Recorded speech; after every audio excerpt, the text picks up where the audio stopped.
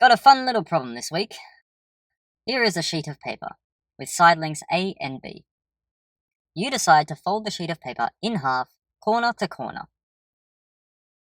And by sheer chance, the crease that forms also has a length of A. Pretty simple. Here's the problem. What is the ratio A over B? Give this problem a try if you want. Alright, so there's loads of ways to solve this.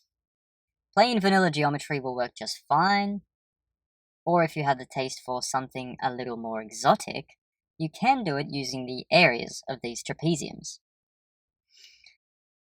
Or if you're a psychopath, you could do it with trigonometry, of course. But the method I'm going to choose today is using gradients. Yeah, gradients. I don't think I've ever used gradients for a geometry problem before. First time. But in this case, it sort of makes sense. Because we got to find A over B, the ratio of two lengths. And that's exactly what a gradient is, a ratio of two lengths. So yeah, anyway, I want to find a line in here which has a gradient of A over B. Now we could use this line, but this line actually has a gradient of B over A. The inverse. I mean, the inverse would still work fine, I guess. Or alternatively, I can just walk over here and do this. Aha! And now we can use this line instead, and that is good because this line does have a gradient of A over B. Okay, now what? Well, because we folded our sheet of paper from corner to corner, the crease will be perpendicular to our blue line. So its gradient is going to be negative B over A. We don't need the first line anymore, just the red line. Now I want to calculate the gradient of this line again in a different way somehow. So what if I draw a line across here? Clearly this line segment has a length of B, and if we can figure out what this other blue length is, then we can take the ratio and we'll get back the gradient again. Sounds like a plan. What is this blue length? Remember the whole point of this problem. Our crease has a length of A. So we can find this blue length just with Pythagoras. Square root of A squared minus B squared. Fine, but there's one little technicality I should mention. For the gradient, we actually got to take the negative length of this blue line. Yeah, negative root A squared minus B squared. Because this blue line is going down instead of up. I mean, if it was going up, then the line would look like this. And that's clearly a different line entirely. Anyway, just a little detail. So the gradient is this. Here is our equation. How do we figure out what A over B is from this? Very simple. Watch. First, we'll square both sides, just to get rid of that square root. Next, on the right-hand side, I'm going to split up that fraction. B squared over B squared is just 1, of course. Okay, stop here. We've got an equation in A over B now. So let A over B equal x. And now we just need to solve this equation for x. It's not too hard. Multiply both sides by x squared. Move everything over. Okay, now this is a double quadratic equation. Or if you prefer, it's a quadratic equation in x squared. All good. Bust out the quadratic formula. Negative b is 1. B squared minus 4ac, 1 plus 4 equals 5. And all over 2. 1 plus or minus root 5 over 2.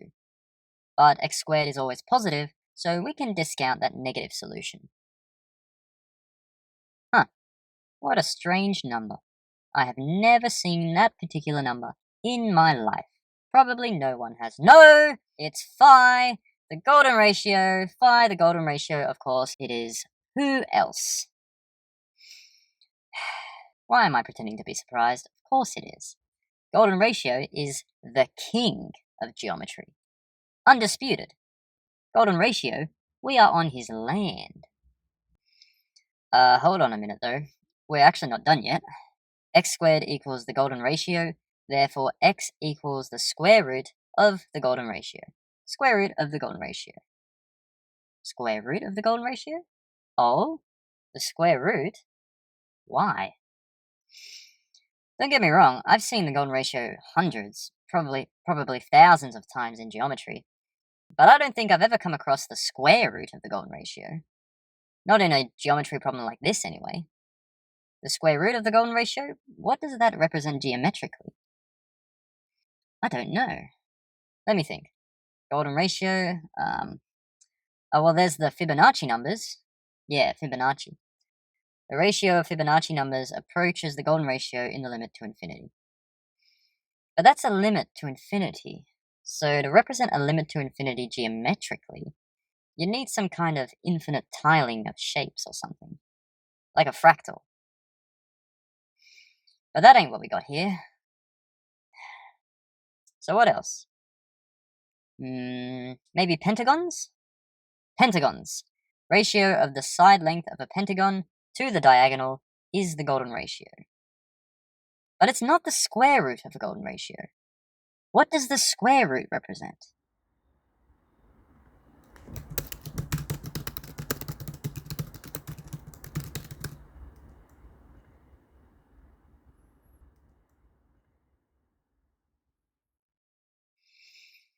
Searching for something, anything about the golden ratio's square root. Yeah, there's a pentagon star. No square root. What's this? PQ over BP equals phi. No, I don't want phi, I want its square root. What's this? A circle? LM over MY equals phi. That's the same thing. Next! Look at this. Phi, phi, phi, phi. So many phi's, but not a single square root of phi. All these circles... Hang on. There's some square roots here. Root 3, root 2, root 5. No, I don't want the square roots of integers. I want root phi. Wow, this webpage goes on for miles. Barely even a quarter of the way down. Oh, look at all these phi's! There's so many! What's this? One solution to the problem of bisecting the yin-yang symbol. What? Square root of a radius? But not phi. Oh my god, what? Powers of phi now? Phi squared, phi cubed, phi to the 4?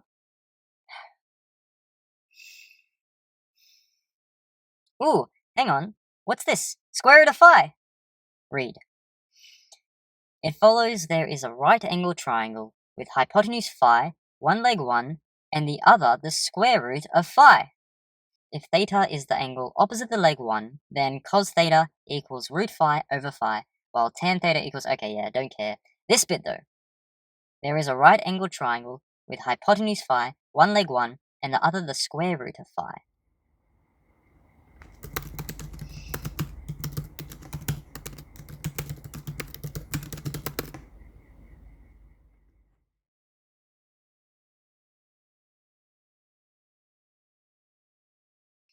A Kepler triangle is a special triangle with edge lengths in geometric progression.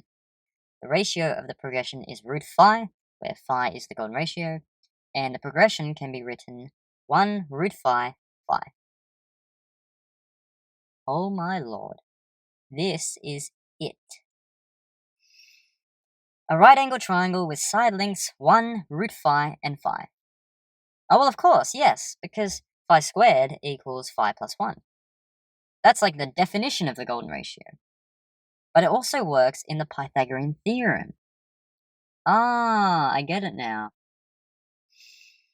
But beyond that, it turns out not much is really known about the Kepler triangle. I was a bit surprised, actually. I couldn't find any information on it. Very little. I guess it just doesn't come up that often in geometry. It's quite rare. Oh yeah, but what does the Kepler triangle have to do with our original problem? Wait a minute.